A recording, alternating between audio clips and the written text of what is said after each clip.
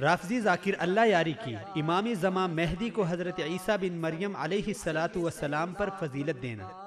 همونطوری که تو اگر پیش عیسی ابن مریم بری، عیسی ابن مریم این فرزند من کوره، اگر پیش خدا 1000 سال دعا بکنی کور مادرزاد را خدا شفا نمیده، اما اگر پیش عیسی ابن مریم بری یک نظر بکنه عیسی ابن مریم کور مادرزاد را شفا میده. خدا خداییش از عیسی ابن مریم ناقص‌تره؟ نه، خدا برای شفای او راه قرار داده، برو پیش عیسی ابن مریم.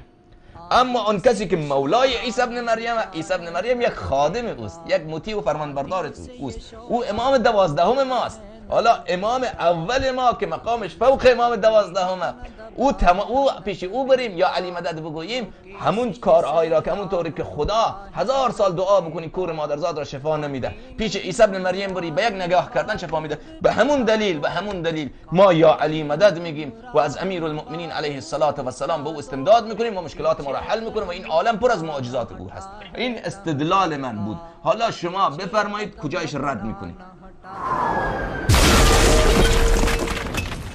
محترم ناظرین، آپ نے مشاہدہ فرمایا کہ کس طرح یہ رافضی ذاکر اپنے پراسرار امام کو ایک اولوالعزم پیغمبر پر فضیلت دے رہا ہے، اور صرف فضیلت ہی نہیں بلکہ اس کو خدائی کا درجہ دے کر لوگوں کو گمراہ کر رہا ہے. ناظرین، اللہ تعالیٰ نے اپنے مختلف انبیاء علیہ السلام کو مختلف معجزوں سے نوازا تھا، اور ہر نبی کا معجزہ اسی کے لیے خاص تھا. مثلا حضرت محمد صلی اللہ علیہ وسلم کا معجزہ قرآن کریم ہے، حضرت موسیٰ علیہ السلام کا معجزہ ان کی لاٹھی تھی، اور حضرت عیسیٰ علیہ السلام کا معجزہ مردوں کو زندہ کرنا، نابینا لوگوں کو شفا دینا، اور برس یعنی کوڑ پن کی بیماری کو اللہ تعالیٰ کی قدرت سے دور کرنا تھا. حضرت موسیٰ علیہ السلام اور عیسیٰ علیہ السلام کے معجزے اللہ نے حضرت محمد صلی اللہ علیہ وسلم کو نہیں دیے تھے. تو جب کسی نبی کا معجزہ اللہ نے اپنے پیارے محبوب حضرت محمد صلی اللہ علیہ وسلم کو نہیں دیا، تو ایک خیالی امام جس کا ابھی تک ظہور ہی نہیں ہوا کیسے اس کا حقدار بن سکتا ہے؟ قرآن کریم نے تو اس کی بھی وضاحت فرمائی ہے کہ معجزہ پیش کرنا کسی نبی کے اپنے اختیار میں نہیں ہوتا، بلکہ یہ سب اللہ کے اختیار میں ہے. سورۃ الرعد کی آیت نمبر 38 میں اللہ تعالیٰ کا ارشاد ہے: وَلَقَدْ أَرْسَلْنَا رُسُلًا مِّن قَبْلِكَ وَجَعَلْنَا لَهُمْ أَزْوَاجًا وَذُرِّيَّةً وَمَا كَانَ لِرَسُولٍ أَن يَأْتِيَ بِآيَةٍ إِلَّا بِإِذْنِ اللَّهِ لِكُلِّ أَجَلٍ كِتَابٌ. تم سے پہلے بھی ہم بہت سے رسول بھیج چکے ہیں، اور ان کو ہم نے بیوی بچوں والا ہی بنایا تھا، اور کسی رسول کی بھی یہ طاقت نہ تھی کہ اللہ کی اجازت کے بغیر کوئی نشانی خود لا کر دکھا دے.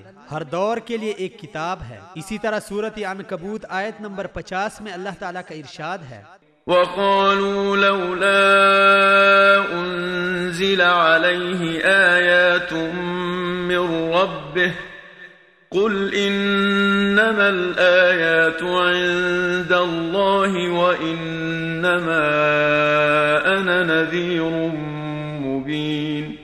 انہوں نے کہا کہ اس پر کچھ نشانیاں یعنی معجزات اس کے رب کی طرف سے کیوں نہیں اتارے گئے؟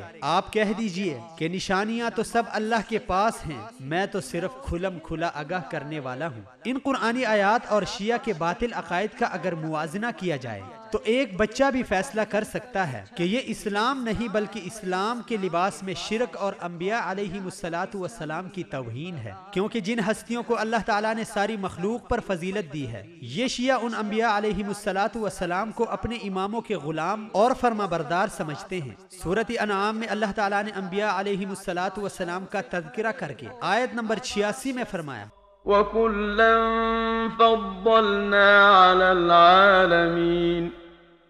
ان میں سے ہر ایک کو ہم نے تمام دنیا والوں پر فضیلت عطا کی. محترم ناظرین، جن منگڑت باتوں کو یہ شیعہ دین کا نام دے کر لوگوں کو راہ راست سے گمراہ کرنے کے لیے بیان کرتے ہیں، اس کا وجود نہ قرآن میں ہے، نہ رسول اللہ صلی اللہ علیہ وسلم کی سنت میں، اور نہ ہی اہل بیت سے اس کا کوئی ثبوت ملتا ہے.